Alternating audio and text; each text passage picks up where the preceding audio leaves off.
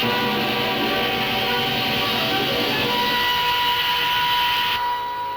morning, ladies and gentlemen. This is your captain speaking. We're now crossing the English coast and will be landing at London Airport in about 20 minutes.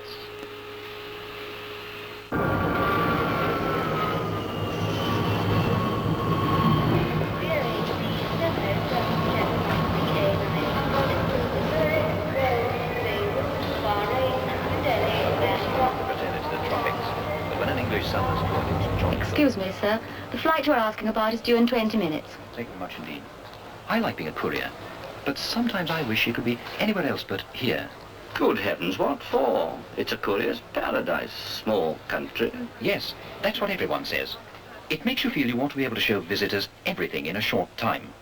It's deciding what to leave out that I find difficult. But surely that's the whole point about Britain as a holiday place. Some countries are all sunbathing, some are all ruins, some are all countries, some are all towns. But we have this amazing variety of areas, each with its own character. Now, the Lake District is like a separate country from, say, the Weald of Kent. And, of course, Scotland and Wales and Ireland are separate countries. And it's a simple matter to get from any city to the quiet of the country.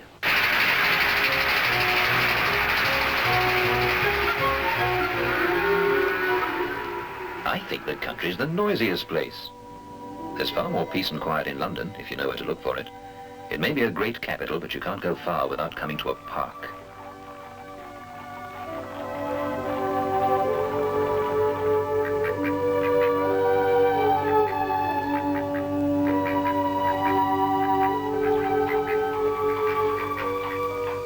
Well, the whole countryside of England is a park, really. We're a pretty crowded island, but somehow you can always get away from it.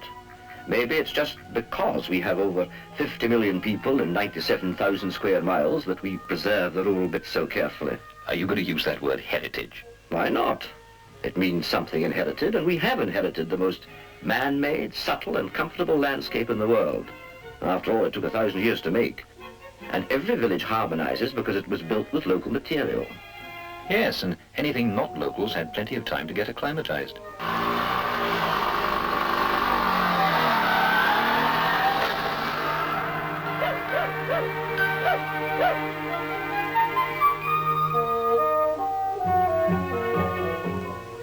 Talking of getting acclimatized, take tea, for instance.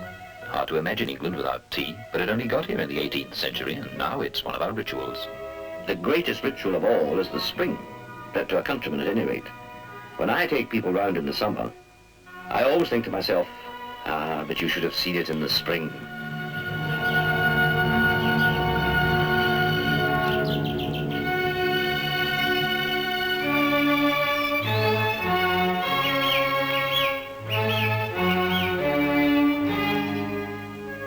We town people quite like it too. All the same, I think London's the place to start. If there was a kind of Geiger counter that measured Britishness, it would tick its loudest on one of the London bridges. In fact, you could say the whole of London is a bridge, opening onto a holiday in Britain.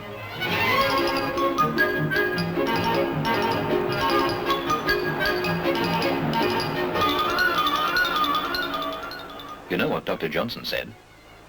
The man who is tired of London is tired of life. And although London goes back to the Romans, it's always being updated. They seem to be opening some smart new hotel almost every month. There are several places in London now where you can eat and drink in the greatest luxury, hundreds of feet above the ground. Yes, and it's only when you're up there that you realize what a garden-like place it is. You seem to see as many trees as buildings.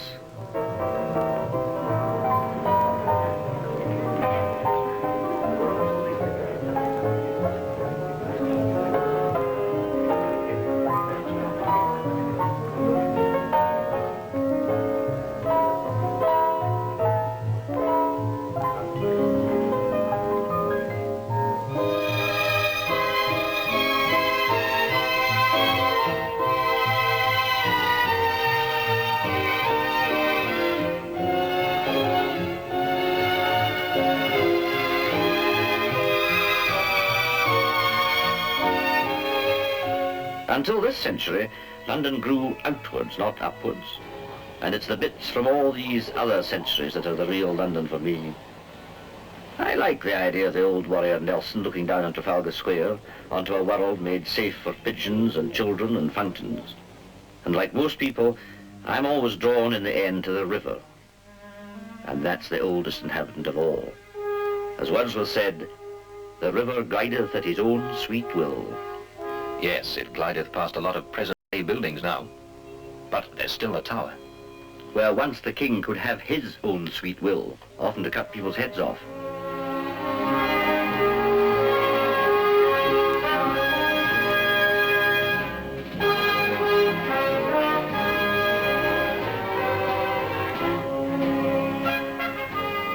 Mind you, I quite admit you can do country things in London, like swimming in Hyde Park or riding in Rotten Row. But surely the real country is the proper place for doing country things, especially this lovely country like Northern Ireland.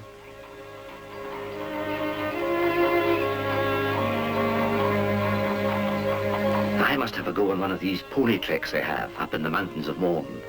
We all know what they do. The mountains of Mourne come down to the sea.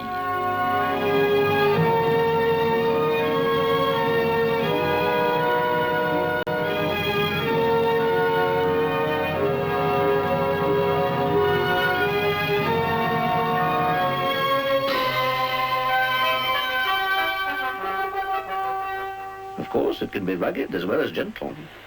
What about that extraordinary Giant's Causeway? What's extraordinary about it? Simply 40,000 columns of basalt of the Ternary period. Come off it, you know very well it's one of these Irish legends lost to the sea mist, about the giant Fingal building a causeway between Ireland and Scotland.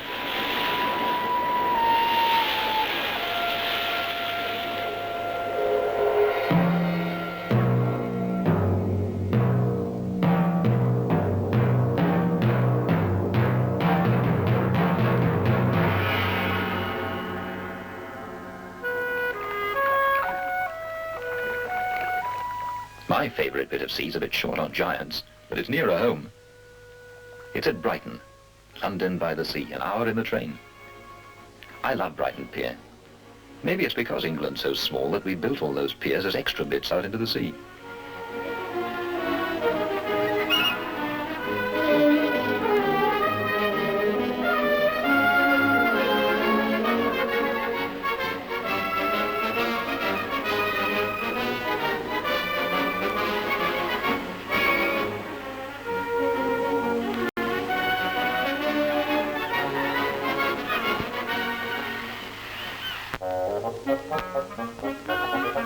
And then there's Brighton Pavilion. I think it's one of the most elegantly silly buildings in the world. I'd buy it if I were rich enough.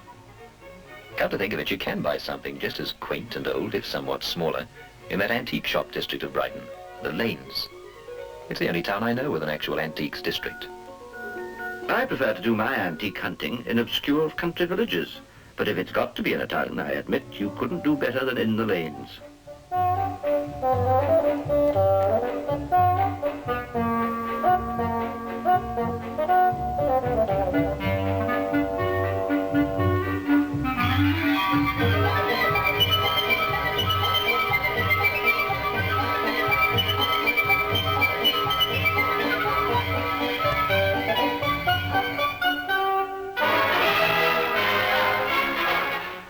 I don't know.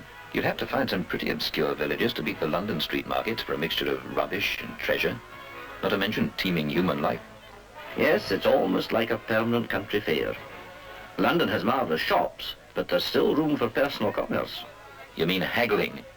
I've always thought a salesman must have a bit of the showman in him, and the market is a free show.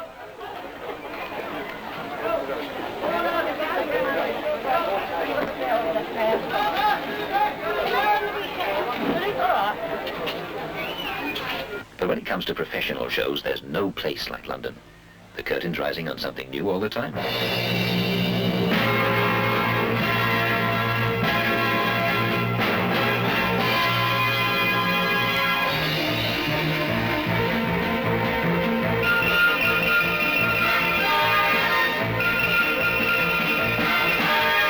London has 1,000 treasures.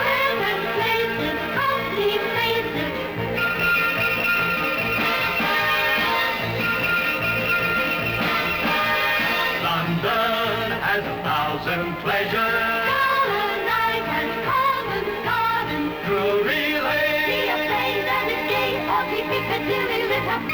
at the square. Come and dance until the dawn, see it's sure to make you sit up.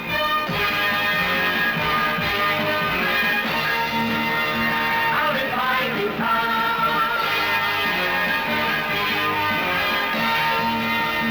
Our exciting time. London has more theatres than any other city in the world. And naturally, Shakespeare has one of his own. Ah, but you can't have Shakespeare without Stratford. It'd be like Hamlet without the Prince of Denmark, as they say. I like taking people down there because of the lovely Warwickshire countryside as well. And I don't just mean Anne Hathaway's cottage. Why not Anne Shakespeare? After all, she was his wife.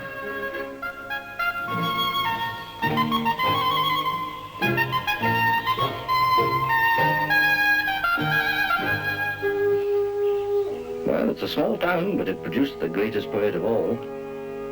Whenever I'm there, I always try to make the trip a few miles north to see the new Cathedral of St. Michael at Coventry, joined on to the bombed ruins of the old one.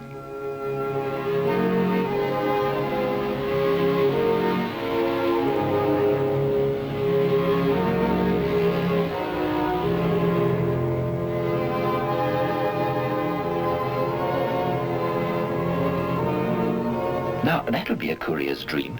A group of cathedralologists. And if that isn't a word, it ought to be. I'd start with St. Paul's in good old London. Sir Christopher Wren said, "I'm going to dine with some men. If anyone calls, say I'm designing St. Paul's." You'd cut out a lot of pre-cathedral stuff if you did that. What about the Roman Temple of Mithras they found just up the road? Or the Roman baths at Bath? Yes, it's funny to think that Bath was a fashionable place 18 centuries before the 18th century.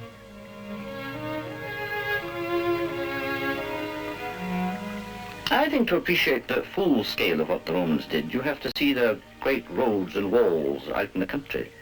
Hadrian's Wall couldn't have looked much different when it was new. Just higher. But even Hadrian couldn't keep the Scots out of England. Remember what Dr. Johnson said? "Sir, let me tell you, the noblest prospect a Scotsman ever sees is the high road that leads to England." Now it's the noblest prospect an English tourist sees, going the other way.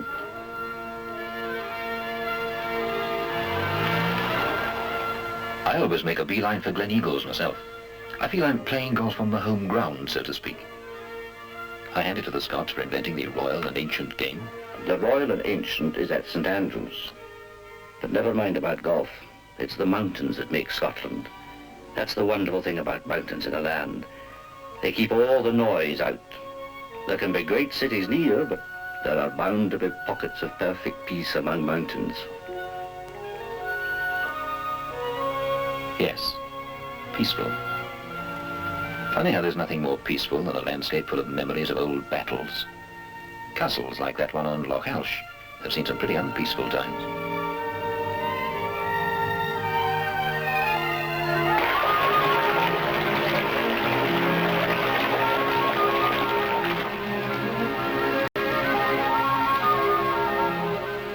No, it isn't only peace and solitude that the mountains preserve. All kinds of local ways of life have survived the tidal wave of the 20th century. Yet somehow they don't seem to have been artificially preserved. They just belong there. Everything from those unique, shaggy Highland cattle to Scottish dancing.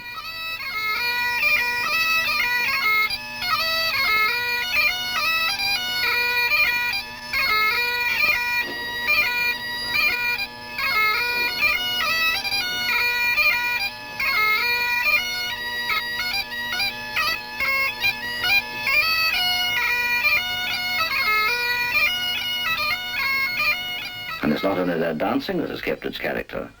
There's the hand-weaving of tweeds dyed with natural dyes. And the results show that there are still some things man can do that a factory can't.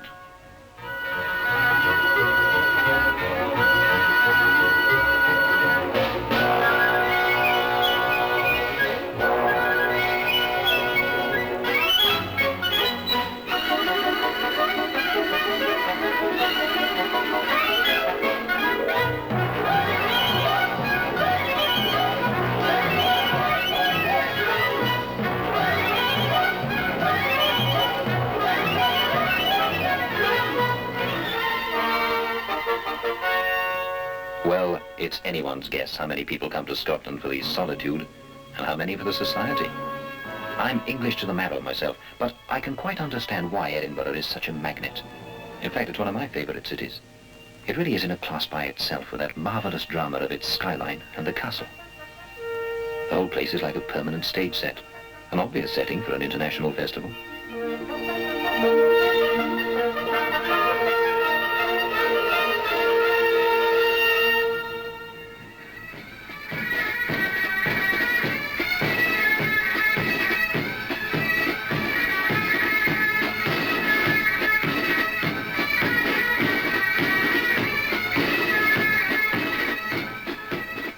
There's still one kind of music that only Scotland itself can provide. Although, of course, they have the greatest orchestras and artists in the world there every year. A nice compact group of music lovers. That'll be another courier's dream. I'm not so sure even then. Some like opera, some like concerts. Well, they get both at Edinburgh. And even the ones who all like the same thing. Verdi, for example. They quarrel about who's the best singer. No, people aren't as similar as they look. Not even music lovers. Well, I'm sure we've got enough to suit all tastes. There's town opera at Covent Garden and country opera at Glyndebourne. In fact, you get the best of both worlds at Glyndebourne. The urban art of opera with top stars, all set in a country house. Just the place for a musical wife to take a landscape gardening husband. Mind you, no opera chorus wears more extraordinary clothes than those you see at a place like Henley. But I suppose rowing people can have a festival as well as opera fans. And after all, Henley is to rowing what Wimbledon is to tennis. Well, of course, people do come to Henley from America and Russia and all over.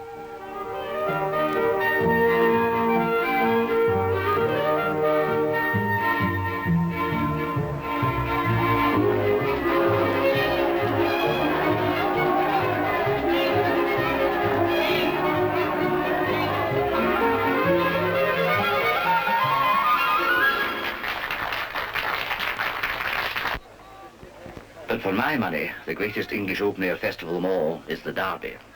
It's still the race. Even people who only bet once a year have something on the Derby. And people who don't look at horses come on Derby Day just to look at the other people. There's nothing quite like the excitement of a big race.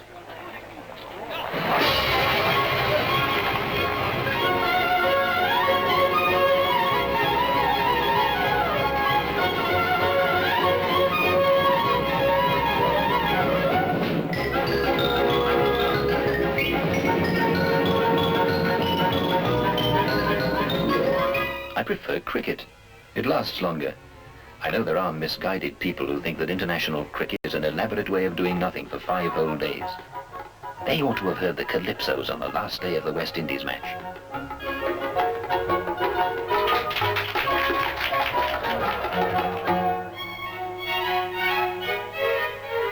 But it's on the village green that you see the most interesting cricket.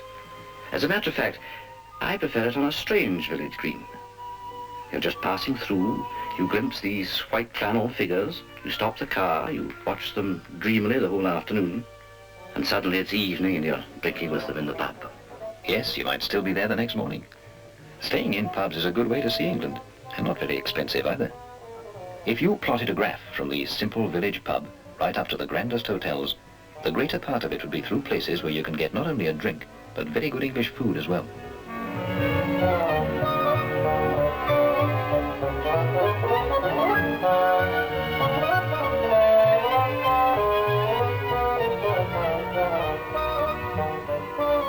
Remember, Dr. Johnson said his idea of heaven was driving in a post-chaise with a pretty girl. Of course, he couldn't have anticipated English post-chaises that can do 100 miles an hour.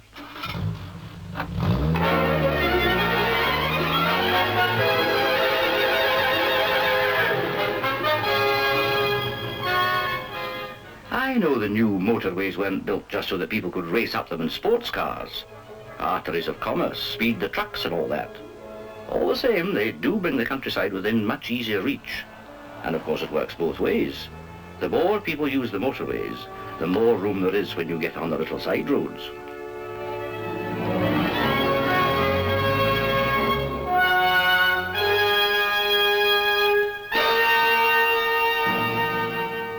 You know, to me, the supreme glory of our countryside is the great historic house. My favourite's the biggest of them all. Blenheim Palace, where Churchill was born. A great house for a great man. I've always remembered that epitaph on Vanbrugh, the architect of Blenheim. Lie heavy on him earth, for he laid many heavy loads on thee. It's fine to see all these great houses and their furnishings, but I'm more interested in the period before they really bothered much about furnishings at all. The period of the castles, like B.O.A.C or Carnarvon.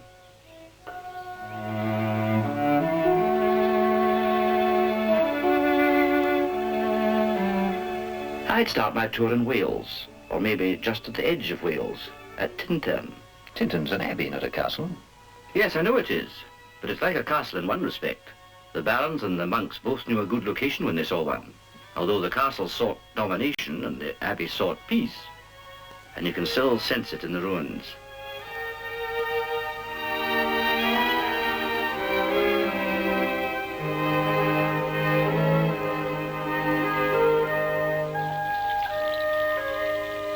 Of course, you could see something older than any abbey or castle on the River Wye nearby.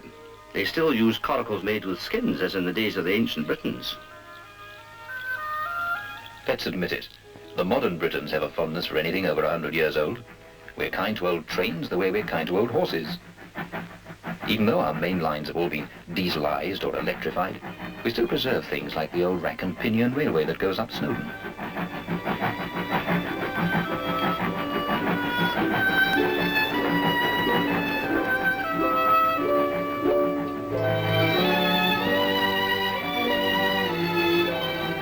Now that's the way to go up a Welsh mountain, or any other mountain for me. No, I think railways have no business on mountains. We're not all decadent city types, you know. Just remember there's another way up Snowdon that separates the men from the boys.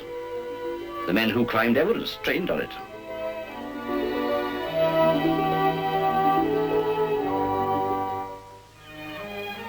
However you get up there, there's certainly some kind of excitement about height and air, and being where only birds belong.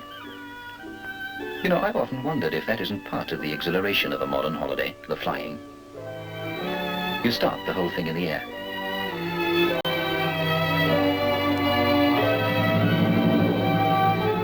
I can never quite take for granted this experience, absolutely unknown to man before this century, of seeing some famous old city, all at once, laid out like a great three-dimensional map.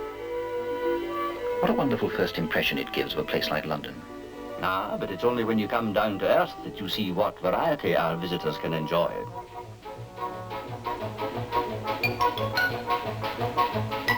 They can lead the active life.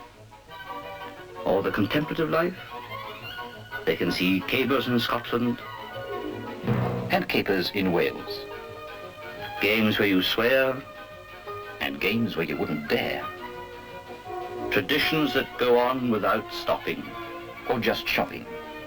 The pleasure by day. Or the pleasures by night, among many faces. Or the pleasure of lonely places.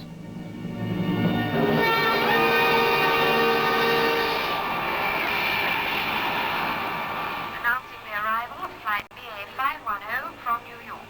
That'll be our party now. Well, we're agreed on one thing. There are more things to see and enjoy in Britain than we could possibly show the visitors in a score of holidays.